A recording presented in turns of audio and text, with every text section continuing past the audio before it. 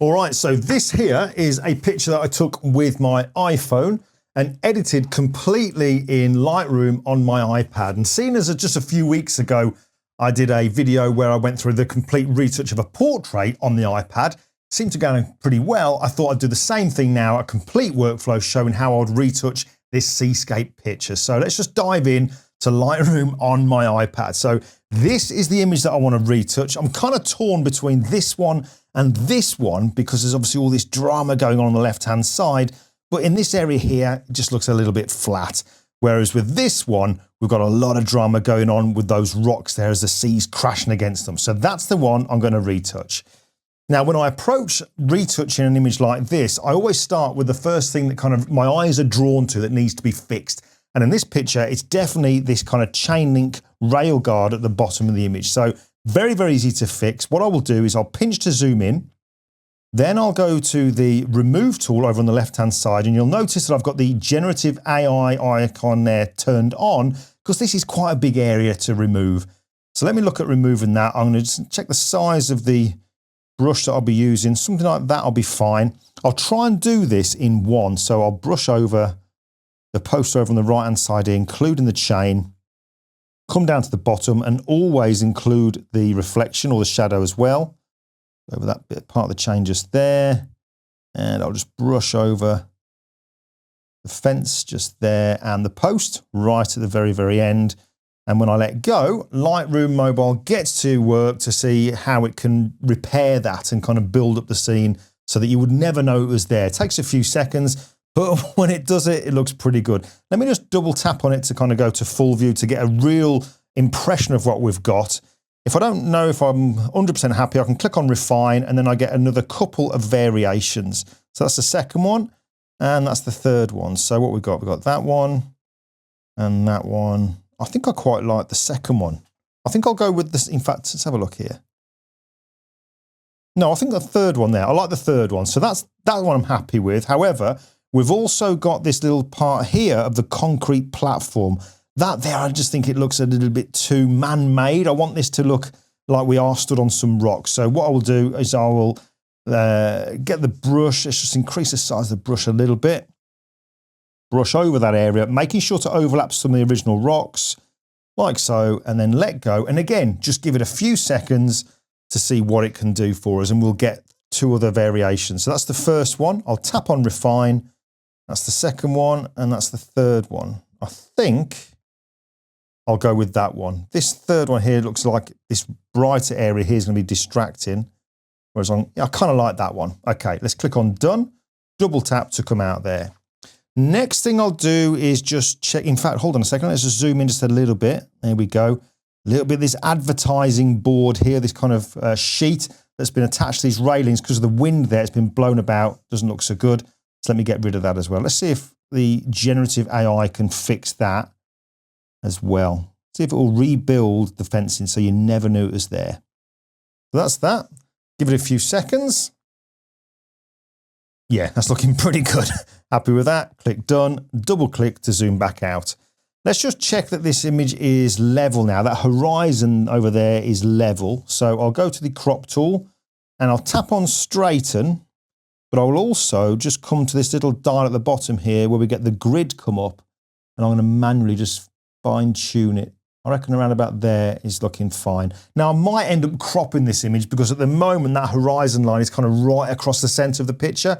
And that generally isn't pleasing to the eye, so I might crop it, but I won't do that just yet. The next thing I'm going to do is actually go to the presets. Now, if I tap on the presets here, ordinarily we've got where it says recommended, premium, and yours. Now, the preset I'm going to use is one of my own. It's in the user preset section, and it's one down the bottom here called Sunny Day at Lyme. Now, you can have access to that, and I'm not charging for it. However, I just ask one thing. That if you do want that preset, which you're going to see me using now, just sign up to my twice monthly newsletter. It costs you nothing, and I just kind of send that out for you. And you can access it on the private page for subscriber-only content, and you'll get that through, details of that will come in the newsletter. But you can access that, and on that page, you'll find videos that I don't share on YouTube, and there's downloads as well, such as actions, presets, and also files that you can follow along to edit these particular images or any image on that you've got there. You can follow along step by step rather than just watching. And in fact, as well as the preset you'll be able to download, you'll also be able to download this file so you can carry on with this. So that's all I ask. But getting back to this end, the preset I'm going to tap on now. Now, this is the thing about presets. A lot of people have this kind of misconception that when you use presets, it's purely that's it, you've edited it, job done. And that's not the way they are. You know, if we break the word down there, pre-settings, it's just a starting point, the pre-settings before you carry on working. And that's how it is with this image here, because I've applied it, but there are definitely some areas that need to be sorted out, because if I was going to print this, the dark areas are way too dark. And you can tell that if I just click on done, you can tell that if I use 2 fingers and just tap on the screen a couple of times to bring up the histogram, you can see the far left-hand corner here is way over to the left, meaning we've got areas of black that are way too black with no information, which means it won't print very well. So I need to sort that out. So I'll go to the light section, we'll go to the blacks, and I'm going to drag this slider here over to the right-hand side. And when I do that, keep an eye on the left-hand side of the histogram. So you'll notice that it starts to come down, which means those really dark areas are starting to get back some information. So something like that. I'll also go to the shadows and increase those as well. That does affect some other areas, but we'll work on those in a moment. But you can see now, look, already there's much more detail now on that wall to the left-hand side, and also in these areas down here on the bottom right where we've got those rocks. So that I'm happy with. So let's now work on some areas to fit. In fact, no, look at the histogram. The whites aren't completely over. So let's just bring the whites over just a touch as well, just to add a little bit more contrast in that image. There we go, something like that. So we've got detail in the blacks, losing tiny amount. Got plenty of detail in the highlights. Great. All right, let's just double tap to bring that off. All right, so the next thing I'll do then is add a bit of contrast, I think, into the sea. So I'm going to do that by using masks, and masks in Lightroom are pretty much like layers because we can keep on adding more and more masks, and with those masks we have settings. So it is kind of like having layers like we have in Photoshop. So let me go to the masking section. I'll click plus, and I'm going to get a brush, and then come over to the right hand side here and just drag this out. The size of the brush, I'll maybe around about there. I'm not going to have it completely soft. Let's just decrease the feathering. The flow's definitely 100. And I just want to brush over the sea here because this area in the bottom left is quite contrasty. You know, the grey areas are quite dark, whereas here the greys just look a little bit flat. There's no kind of punch to them. So I need to match the areas of the sea. So let me just brush over this part here of the sea and just try not to brush over other areas. So I'll be careful as I come to this top area just here. I have gone onto those distant hills. So before we do anything, what I'll do is let's just open this up and I'll tap here and I'm going to go subtract from mask. I'll get a brush and I'll decrease the size of it. And I'll probably decrease the feathering as well. And I'm just going to brush it off that distant hill. There we go. Something like that. I think there's a little bit on these rocks that we don't want. Something like that. Cool. Now that I've got that, let's go to the effects section and use dehaze. Let's see what that does for us. As I drag that over to the right, look at that now, look. Look at the difference that's making on the sea. That's before and that's after. Much more pleasing, contrasty, powerful looking sea. Those dark areas looking great. And it matches in now with this bottom area here in the left. Now let me rename this. I'll tap on the 3 dots, tap on rename, and let's just call this one Sea Contrast. All right, happy with that. The next thing my eyes are drawn to is those rocks in the bottom right-hand corner. My eyes are just drawn to them just a little bit more than I want them to be. So I'm going to use another mask. I'm going to get a brush and I'll just increase the feathering like so. The size is fine. I'm just going to brush over this one particular rock just here and maybe that one there as well. And then I'm just going to go to the light section and just decrease the exposure. There we go. That's much better. Now it's not looking. I'll decrease the contrast on it. There we go. That's better. My eyes aren't drawn into it so much now. I'm kind of drawn right into the center of the image. Now I do need to work on the sky. So I guess, yeah, we'll do that now actually. Let's just click on done on there.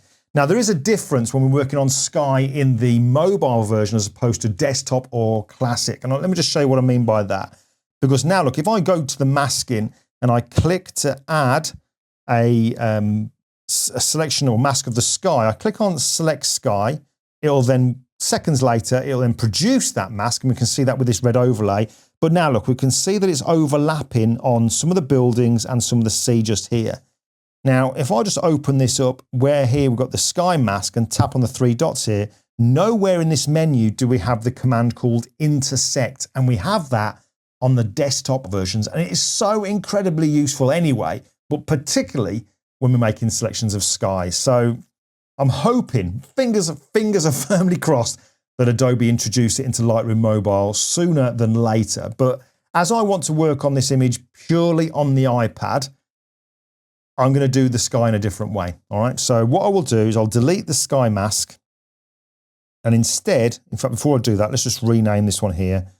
I'll put that, let's rename this mask. I'll put rocks, right. So those rocks down in the bottom right-hand corner. But for the sky, what I will do is I'm going to use a linear gradient. And I'm just going to drag down from the top. Now, if I drag straight down, it's okay on the right-hand side to a point, but very quickly overlaps onto those buildings on the left-hand side. So I'm going to drag it over at an angle, and the areas where I'm not getting to, I can just fill in with a brush in a little while. So maybe around about there will be fine. And then I'm going to go to the effects and we'll try dehaze. Let's have a look at that, just the sky. So the sky now is starting to match the rest of the picture. Whereas before, it just looked a little bit too flat. So we'll go to there. Now, I could then come in and say add to mask and then brush in this lower part here, but that's going to kind of double up on the effect and that'll be too much. So I'm just going to create a separate mask now to cover that part of the sky. Before I do that, let me just rename it. I'll rename this one here and I'll call this one Sky 1. Sky 1 and click OK. And then I'll click to create a new one and we use a brush. And I will make sure that the feathering is way up there. It needs to be a big feather on that one. Let's increase the size of it, drag that up there. And I'm going to brush around this lower part of the image just here. So I can kind of get into those areas there. Something like that. Brush up just a little bit so it blends in. And then I'll come to that dehaze. So maybe something like that. Okay, I might come into the other one. Let's just rename this before I do it. Rename, so I know what's what. This one will be Sky 2. I'll go back to the original Sky 1. Let's just do the bit more on that dehaze. Something like that will be good. Go back to the other one, and I'll bring that one down as well. Okay, yep, liking that. That's looking all right. Okay, we'll click on Done. I think now what I can kind of do is, let's work on that crop. Let's just sort out where that crop line is. Because if I go to the crop just here, and I just tap on that guide at the bottom, you can see that we get this grid up and we can see, we'll get a good impression there of where that horizon line is. And it is pretty much going across the center of the image, which I don't want. So what I will do, I think I'll drag up from, let's just drag up from the bottom left at the minute. Let's drag that to there. And do I want more rocks? Do I bring that up of less sky and more foreground? What do we go for? Let's have a look. So I might, yeah, let's just drag that one down a little touch there. Kind of like that. So that now, although it's not kind of in that top third, if we're thinking about rule of thirds, it is above the sort of center line. So that kind of makes it a little bit more easier to look at. So happy with that one. We'll click on Done. We're nearly there with this one, I think. The last thing I'm going to do is, but it's more of a creative effect. I love to do this to create almost like a fake tilt shift look to the images. It's just a personal thing, a creative choice that I have. And I do that using the lens blur that we have in mobile and we do have in classic and desktop as well. So in mobile, I'll go to the left-hand side here, tap on the lens blur. We don't see anything at the moment to trigger it or to turn it on. I just need to add some amount. I'm just going to go for a default here. Let's just go 40-ish.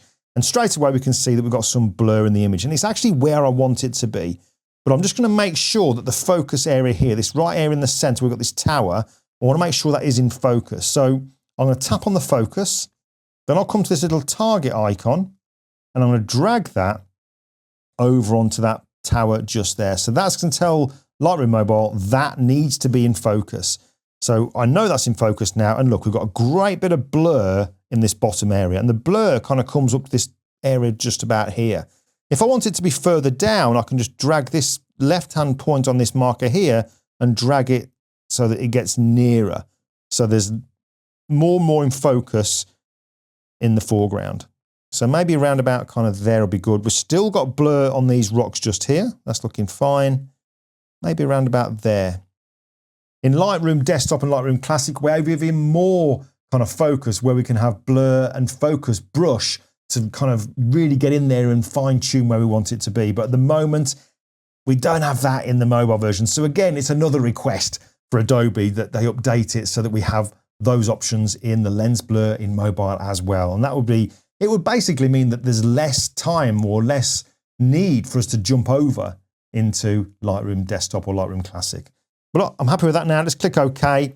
The last thing I think I'll do to finish this one off is just add a little bit of a vignette. Why not? So we'll go to Done. I won't use it in the effects section just here. What I will do instead is I'm going to create a mask. And let's just drag this out. Make sure we've got all these labeled, which we have. And I will use a radial gradient to create this vignette. I'll pinch inwards like so to decrease the size of it. And then I'll tap in the middle and drag outwards. So we get this radial gradient like that. At the moment, you can see the overlays over the entire image, which means that any adjustments I make will affect the whole image. Whereas with a vignette, I only want it around the outside area. So I need to invert it. I do that by tapping on this icon in the bottom right-hand corner. So I tap on that, and we can now see the red overlays predominantly around the outside of the image. So then I'll go to the light section and just drag it over to the left to darken it down just a touch, like so. That is obviously affecting this bottom area here, which I don't want because that again is going to make it too dark if I want to print it.